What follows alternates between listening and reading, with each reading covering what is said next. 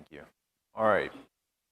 So 1 Samuel chapter 21. So we started in Samuel. We covered Samuel for several chapters, and then we talked about Saul, and we covered Saul for several chapters. And then since chapter 16, we've been the spotlight has been on David and his interactions with Saul. You remember back in 15, the reason that David came on the scene was because Saul sinned and God rejected Saul, right? And so you remember the interaction between Samuel and Saul, where Samuel's walking away and Saul rips his garment, and he says, in the same way, God's going to rip away the kingdom from you and your family because he's found somebody that's better. So enter David. So now we've been following David, and especially last week, we really saw just the vitriol and the hatred that Saul has for David. He simply cannot handle this rejection. He can't handle the recognition. It's come up a couple of times. It'll come up again tonight. The people singing about the successes of David and how much better they are than what Saul has accomplished. And you remember even last week, if you want evidence of just how much he hated him, not only is he trying to kill him, but you remember his son Jonathan was defending David, and he even hurls his own spear at his son. So his hatred really knows no bounds. And so now, starting last week, and then you'll see for most of the time tonight, David's on the run. He was at his house a few chapters ago, and Saul sent him in there, and he runs away from his house and runs to Samuel, trying to get away from Saul.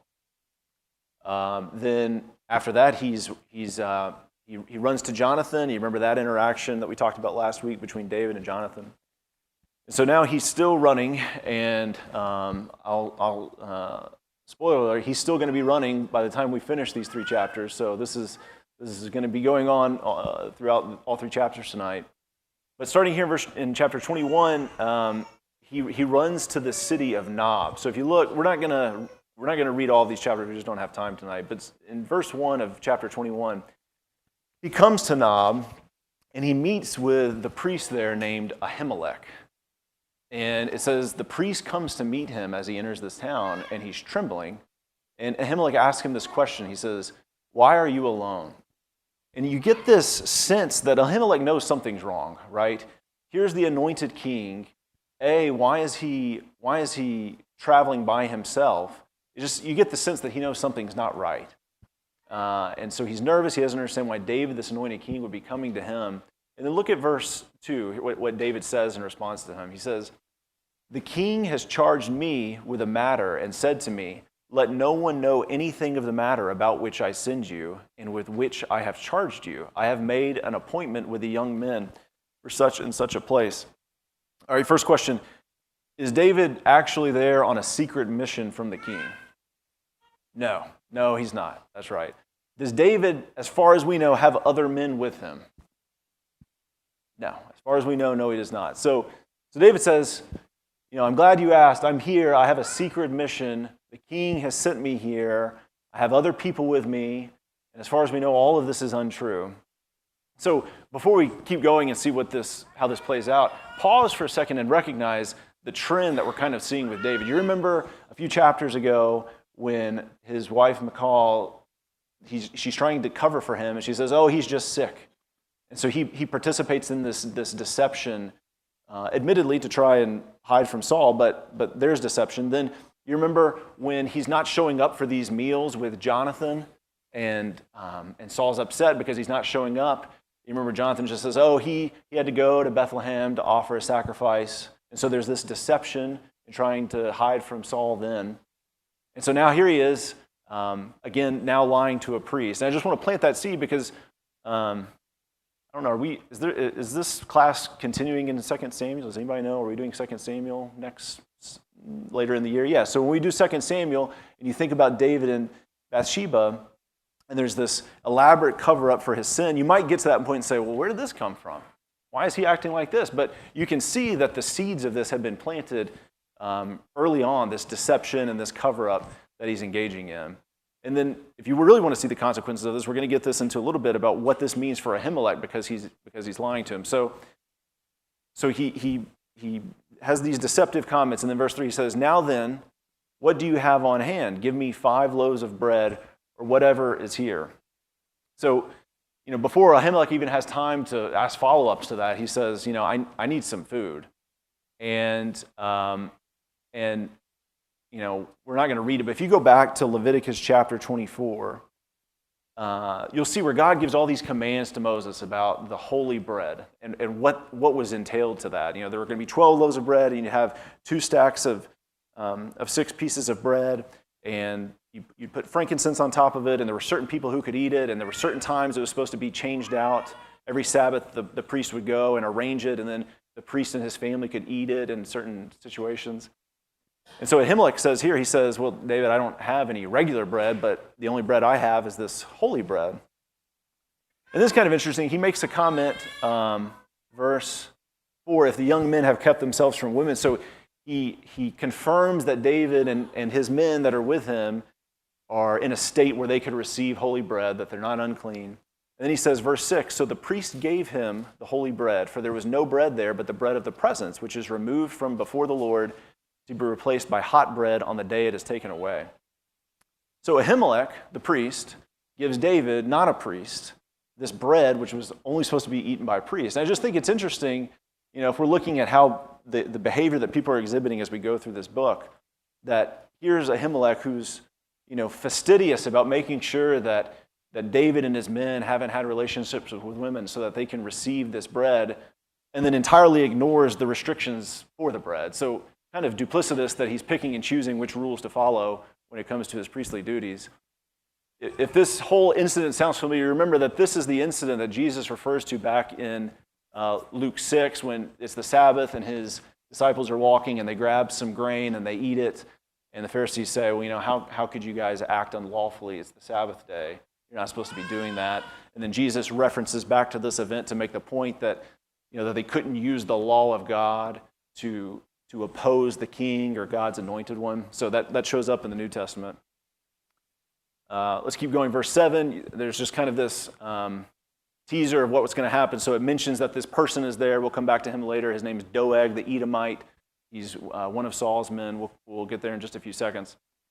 So David gets the bread. What else does he request after he gets the bread? Verse 8. A sword, right? So he asks Ahimelech whether or not there's a spear or a sword he can use because he didn't have one. Interesting. Why does, he has to perpetuate his lie by saying, well, the reason I don't have anything is because the king sent me here and I had to be hasty about it. So you see that he's having to make a lie to cover up his first lie because the king didn't really send him there. And that's not why he didn't have a weapon, but he has to cover his tracks. And of course, Ahimelech tells him, yes, we do have the sword. Actually, we have the sword, verse 8, the sword of Goliath, the Philistine, whom you struck down in the valley of Elah. Behold, it is here wrapped in a cloth behind the ephod. If you will take that, take it, for there is none but that here. And David said, there is none like that. Give it to me. Kind of interesting, maybe that's why he went here. Maybe he knew that sword was there. We could speculate about that, but interesting that he incidentally goes to the place where it's Goliath's sword. And so he gets the sword, and he's off on the run. I'll interject here. I've divided the 3 chapters tonight up into 6 little sections, and we just have so much material to cover that I recognize it feels like we're kind of moving hasty, and we're kind of jumping around from location to location. That's why I put the map up here, not because I think the locations are all that important, but just to kind of give some, to make it a little bit more concrete. So he's in Nob, and now he flees to Gath. So look at verse 10. David rose and fled that day from Saul and went to Achish, the king of Gath. So there you see Gath. Does this have a laser pointer? Gath in the land of the Philistines. Anybody recognize Gath? Who was from Gath?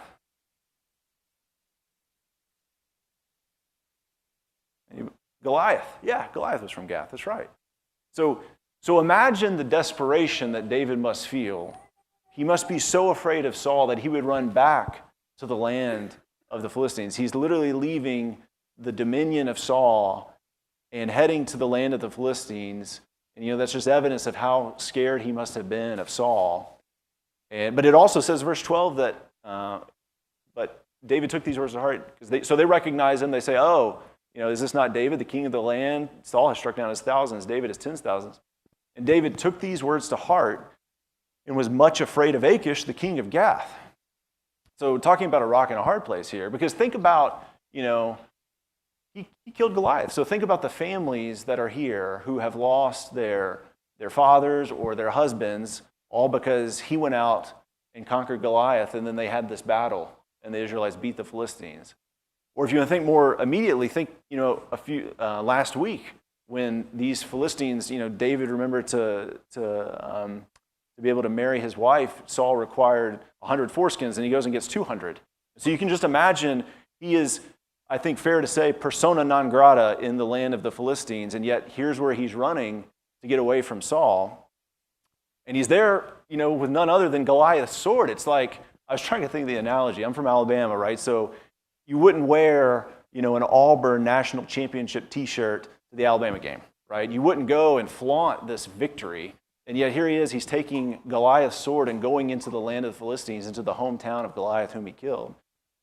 And they recognize him, they know who he is and what he's done. So what does David do next? He acts like, so he changed, verse 13, so he changed his behavior before them and pretended to be insane. This is, I think, the ESV. And pretended to be insane in their hands and made marks on the doors of the gate and let his spit run down his beard. Why do you think David does this? What's that? To seem harmless? Sure. Yeah. He's clearly very afraid. If you want to turn over to Psalm 56.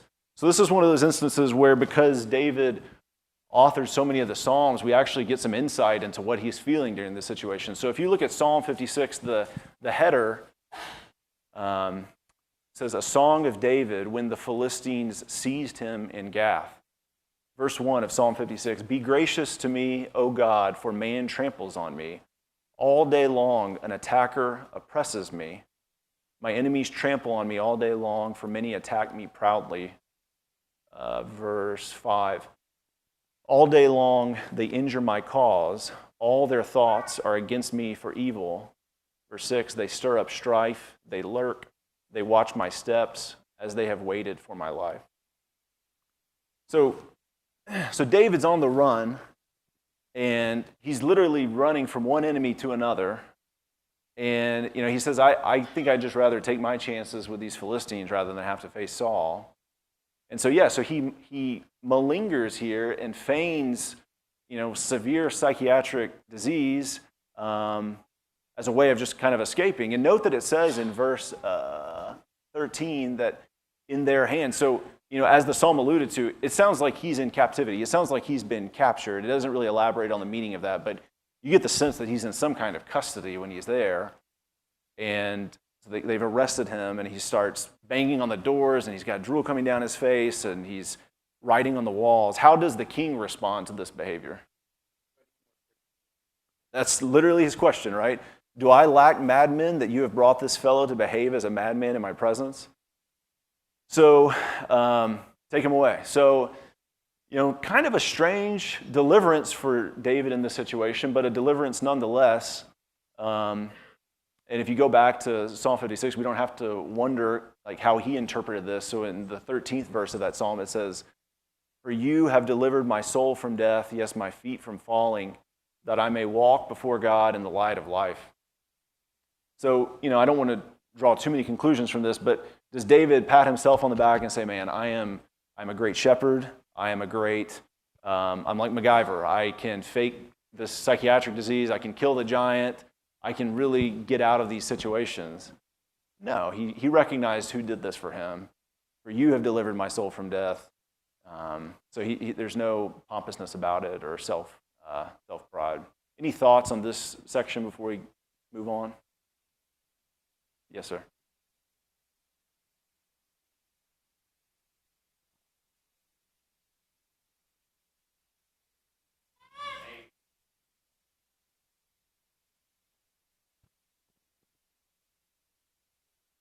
Yeah, for many reasons, it's easy to see why he would have been a threat to the king there, or just felt out of sorts carrying around that sword.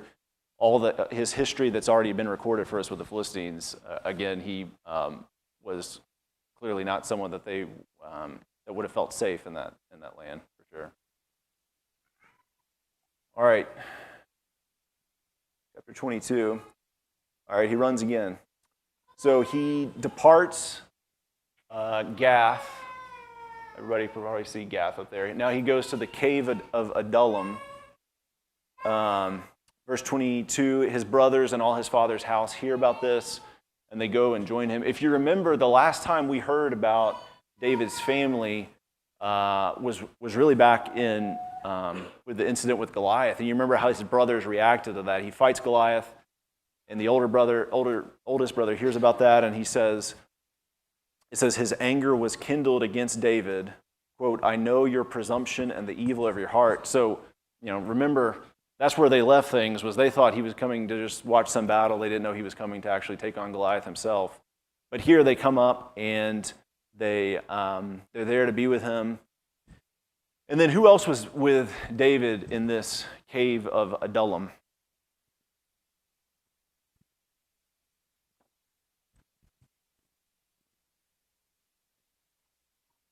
Yeah, he had 400 men with him. What kind of men were they? What's that? Scroungy little. Yeah. That's right. So his brothers and father's house. And then if you look at verse 2, and everyone who was in distress, and everyone who was in debt, and everyone who was bitter in soul gathered to him. And you'll see that this is going to be his army. These are going to be his guys. Does this sound like the group that you want to go with you into battle? The distressed, the indebted. It does. It has some Robin Hood-esque feel to it. I agree with that. Zach. Yeah.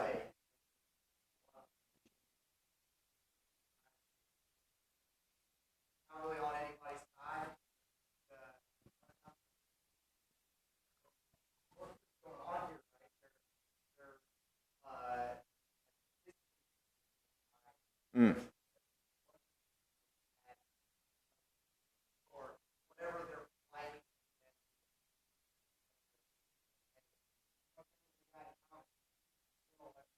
Yeah.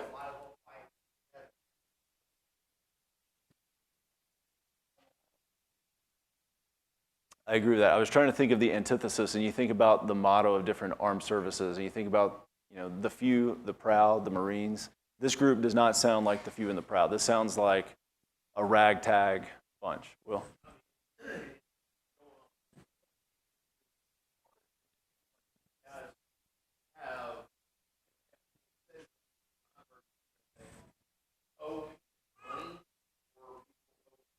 Mm-hmm. And it's like, okay, you guys around when it really is a wonder that they guys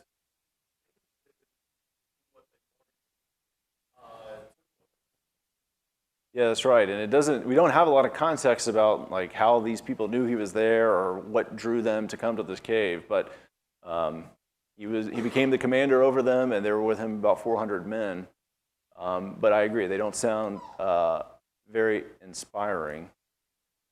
Look at verse 3. And David went from there to Mizpah of Moab, and he said to the king of Moab, please let my father and my mother stay with you. I'll pause there. So he wants to make sure his parents are cared for. Look at the rest of that verse. Till I know what God will do for me.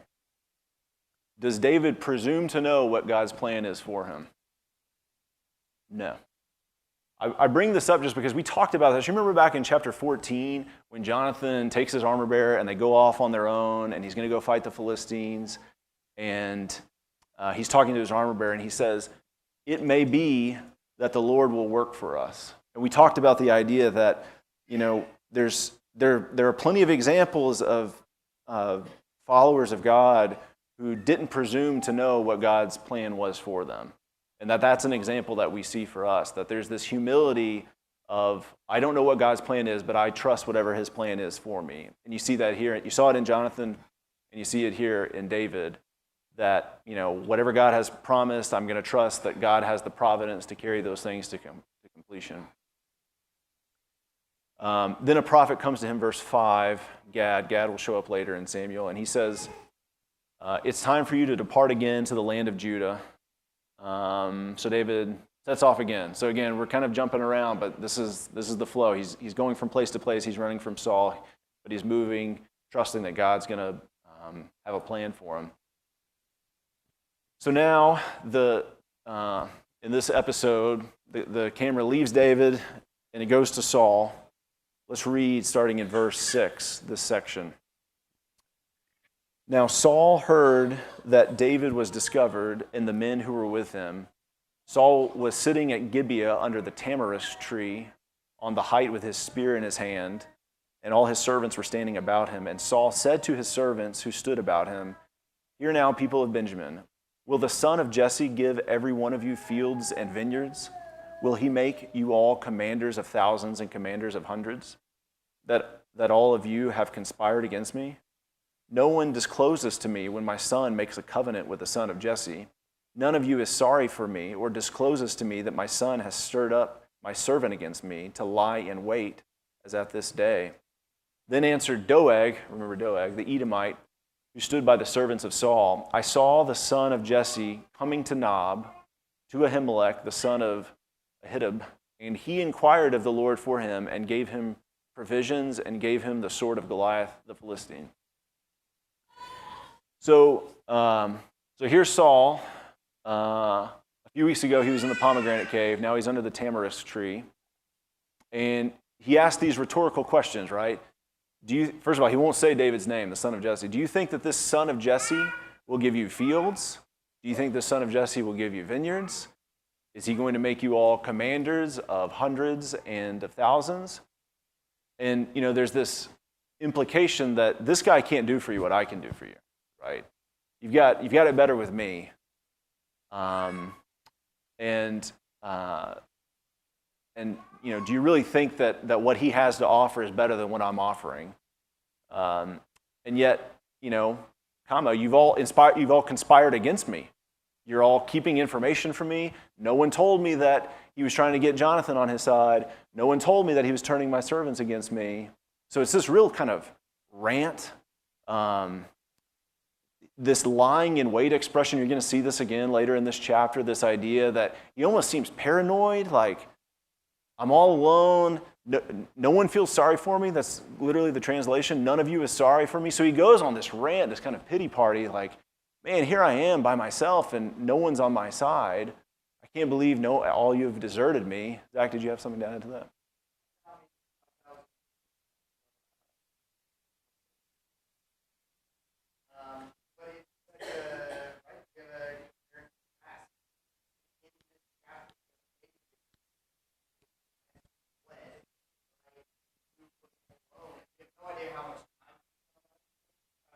But we know he's had enough time to gather an army. And everything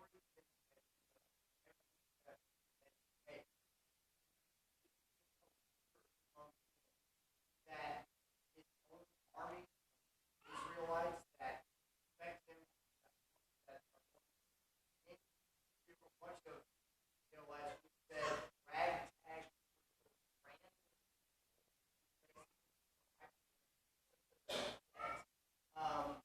and yet in the same time, and then he his word to God the whole time. And Saul, like that in grant, like protest a lot.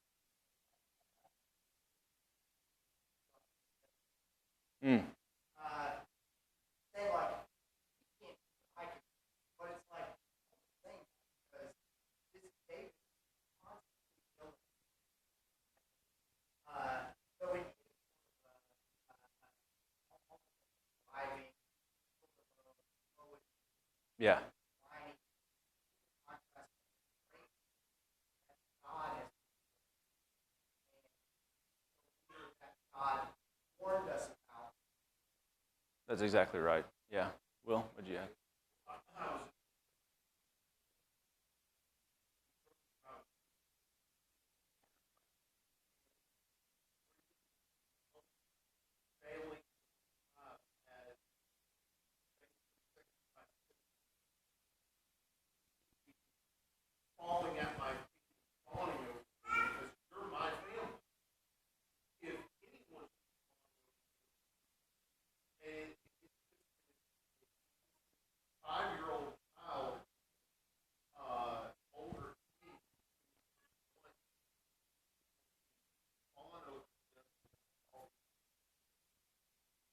Yeah, I totally agree. I mean, you imagine this through a cinematic lens, and you think of David leaving this cave, and he's got this ragtag group, and they're off to, keep moving, and he's leading them, as you said, Zach. And then on the other side, and then it cuts away, and now you've got Saul just sitting, sulking, this Eeyore, just, man, I have it so bad. I can't believe no one's with me. How dare you all leave me and abandon me like this? So then here comes Doeg. Doeg says, I saw him come to Nob, and he asked Ahimelech for some food, and he also asked for Goliath's sword. Does Doeg tell Saul the whole story? No, he does not tell him the whole story. He leaves out some parts. He doesn't disclose that David was basically lying, right? He doesn't disclose that, he told him that he was on a mission, and Ahimelech bought it because he got him, and so he really cast Ahimelech in this unfavorable light because he doesn't provide any context and he doesn't tell the whole story. And once again, we actually have a psalm to give us some of David's thoughts about this. We won't turn there, but in Psalm 52, this is literally the subtitle for this one is A Song of David when Doeg the Edomite came and told Saul that David has come to the house of Ahimelech. So if you want to read what David said about Doeg, Psalm 52:2, it says, your tongue plots destruction, you worker of deceit. You love evil more than good and lying more than speaking what is right. So, David, I guess, heard about this and knows what Doeg has done by not giving the full context about Ahimelech. So then verse 11, Saul summons Ahimelech, the priest, to him. He takes his family, and Saul says to him, verse 13, why have you conspired against me, you and the son of Jesse, the person he won't name, in that you have given him bread and a sword and have inquired of God for him, so that he has risen against me to lie in wait as at this day.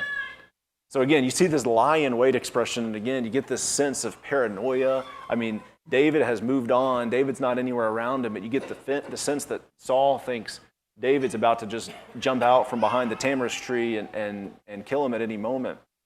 Verse 14, notice how Ahimelech responds to this. So he's kind of been falsely accused, again, in the sense that he didn't have the context that Doeg had.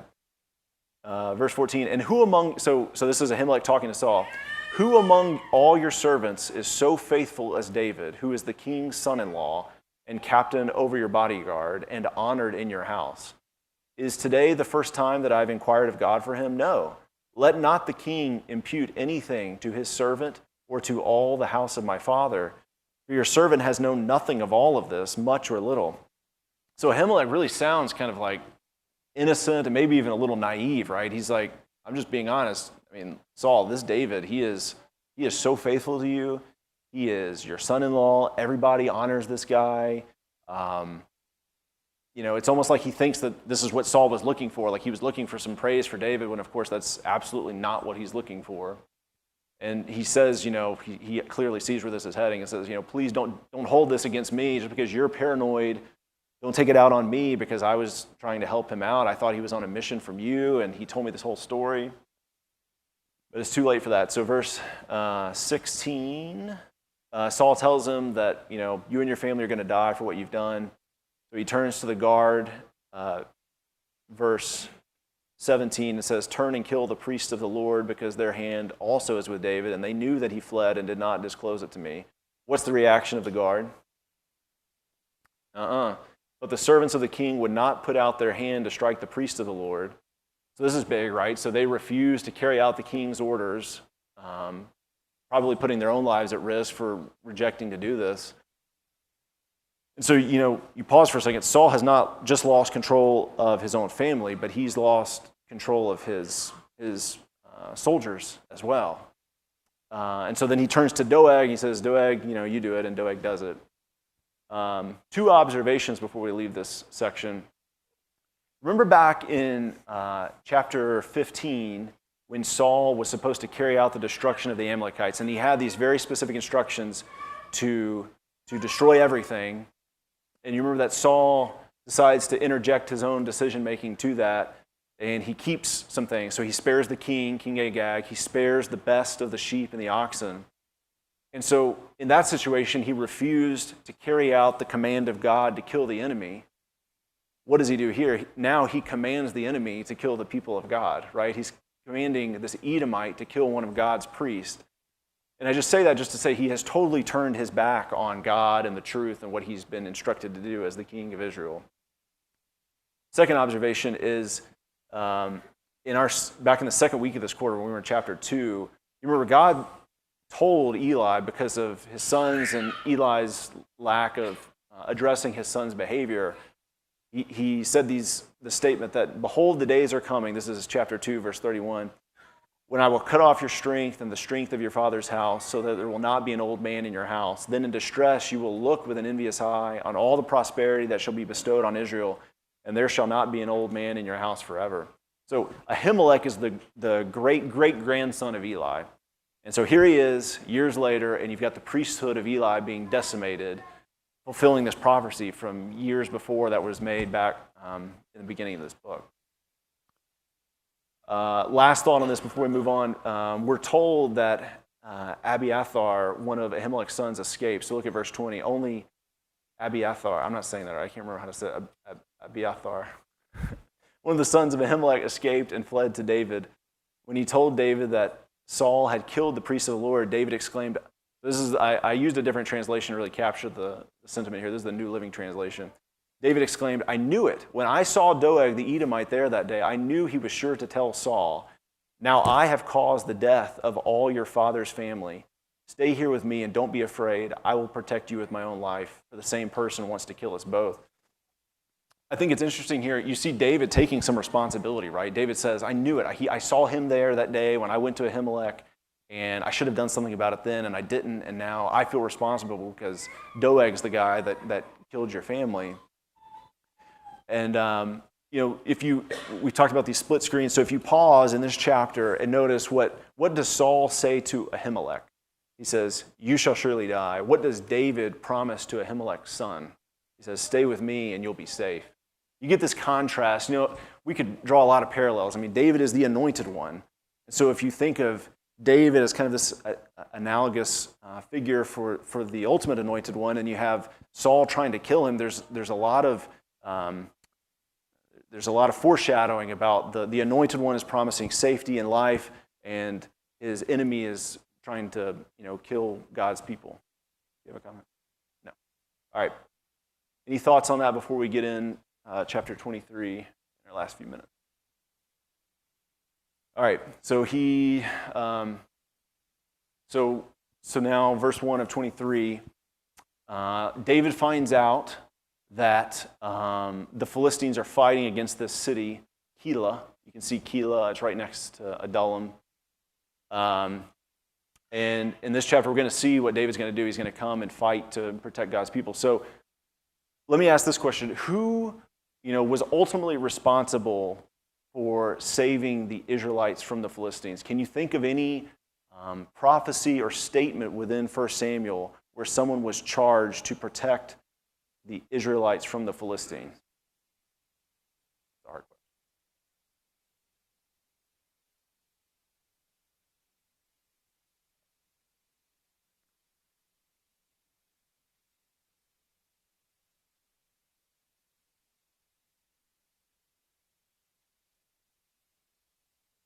Right, that's a fair point, you're absolutely right. The instance I'm referring to specifically is if you go back all the way back to chapter 9 of 1 Samuel, that's when Saul goes to look for his donkeys. Right, Saul's just a guy going to look for his dad's donkeys, and if you look at what God said to Samuel, you remember God told Samuel, there's going to be a guy, you're going to see him when he comes to you, when y'all cross paths, this is my guy, this is going to be the king. In chapter 9, verse 16, it said, he shall save my people from the hand of the Philistines, for I have seen my people because their cry has come to me. So if you want to know whose job it was to protect the Israelites from the Philistines, God had said, this is Saul's responsibility. This is the man I'm picking to do that. Who's the one actually going to fight the Philistines and save the Israelites here? David, right? So Saul was the one selected to do this job, yet here's David doing it. What's the first thing that David does when he hears what's happening to this city, Keilah? He inquires of the Lord. Verse 2, Therefore David inquired of the Lord, shall I go and attack them? And the Lord said, go and attack the Philistines, save Keilah. What's the reaction of his ragtag bunch of 400? The people in distress, the people in debt, the bitter people. Yeah. They say, we're afraid enough as it is, right? Behold, we are afraid here in Judah. How much more then if we go to Keilah against the armies of the Philistines? They say, we don't need any more trouble in our lives. We're good. Thank you. So how does David respond to that? What does he do? He asks a second time. That's right. And what does God tell him again? Go. Go, and I'll deliver the Philistines into your hands. So verse 5, David and his men went to Keilah and fought with the Philistines and brought away their livestock and struck them with a great blow. So David saved the inhabitants of Keilah. Remember, we just read at the end of 22 that one of Ahimelech's sons, Abiathar, escaped from Saul's murdering at Nob, and he goes and tells David. So here he shows up again, verse 6. Abiathar came down to David in Keilah, and it says he did so with an ephod in his hand. So the ephod, remember, is that linen garment that the priest would wear. So that's where we stand with David now. Verse 7, now Saul finds out that David has gone to this city. Look at verse 7. Now it was told Saul that David had come to Keilah, and Saul said, God has given him into my hand, for he has shut himself in by entering a town that has gates and bars. Pause here to consider the fallacy that Saul is making, right? His sin has distorted his thinking so much that when he hears this thing that he wants David dead, that when this thing has happened, he thinks, well, this must be from God. This is God. Finally, no one here is on my side, but God hears me. Finally, he's going to let me get David. Again, he's basically found justification for his own actions. Just a lesson for us of when we can convince ourselves of things that are totally wrong simply because sin has distorted our thinking. What does David decide to do in response? David knew that Saul was plotting harm against him, so what does he do? What's the first thing he does? Verse 10. What's that?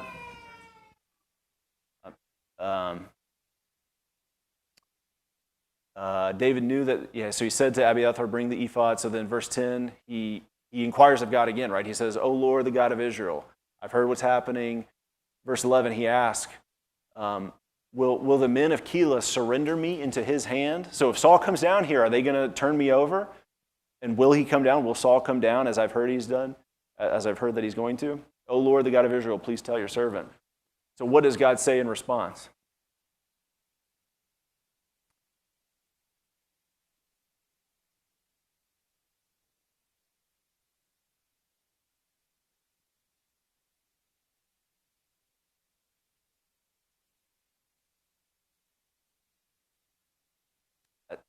You're exactly right. There is absolutely no credit. He's the guy responsible for protecting the Israelites from the Philistines. David has gone and done the job for him, and there's absolutely no recognition, as you said, about what David has done. David is doing his job, and he doesn't say a word about that. All he says is, thank you, God, that you're going to give him into my hand so I can kill him. That's exactly right. So David inquires of God. God said, yes, he's coming. Yes, they're going to give you up. And then, as you alluded to, harsh reality here for David, right? That the people he just saved have no loyalty to him whatsoever, right? God, are they going to give me over? Saul's coming. These people that I just saved, yes, they're going to give you up. There's some analogy. We won't get into it, but think about the analogy. We talked about David being the anointed one. You think about instances where Jesus had just saved people and they turn him over right after he saves them. So verse 13, the group has grown to 600 men. And they take off again. I told you he's just going to be running this through all the chapters tonight. So then verse 15, David saw that Saul had come out to seek his life. And then here comes Jonathan, verse 16, to strengthen him just when he needed him. He says, verse 17, this is what Jonathan talking to David.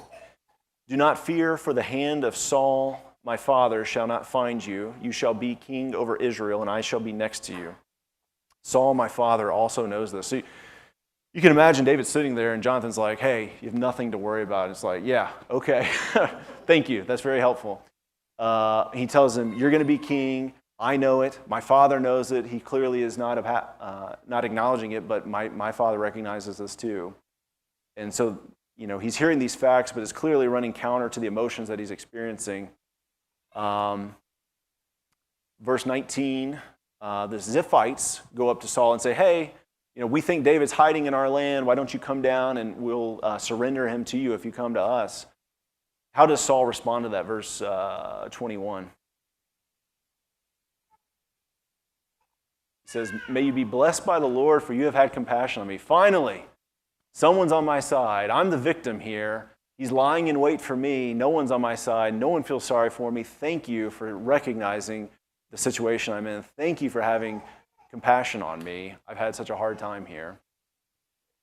And then I'll be honest, there's not much commentary the last 6 verses here. It's just a lot of narrative. So Saul gives these very specific instructions before he goes down there. He says, all right, if you think he's in your land, I want you to make sure. Find out where he is, find out who's seen him, find out where he's hiding, and then I'll come down. And then from verse 24 on, it's just this back and forth. So Saul and his men go down to Ziph. Ziph is on the wilderness of Ziph, kind of west of the Dead Sea. So then you get this scenario in verse 25, 26, where there's this mountain, and David and his men are on one side, and Saul and his men are on the other. And you feel like there's this climax coming. And then verse 27, a messenger comes to Saul and says, hurry, the Philistines have made a raid. And so Saul decides to actually protect the Israelites this time. And so he kind of de-escalates, and Saul runs off, and David is left there to escape from Saul once again. He moves on to a new location, that En-Gedi, just on the west coast of the Dead Sea. I know that was a lot, and I know we jumped around a lot. I'm sorry for that, but it's just a lot of chasing, a lot of back and forth. Hopefully there was some wisdom there for us to glean. Any thoughts or questions before we wrap up tonight?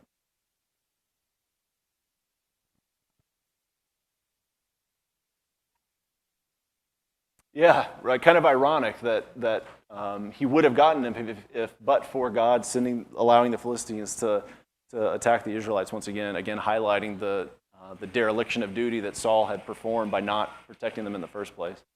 Thank you. All right, thanks everybody.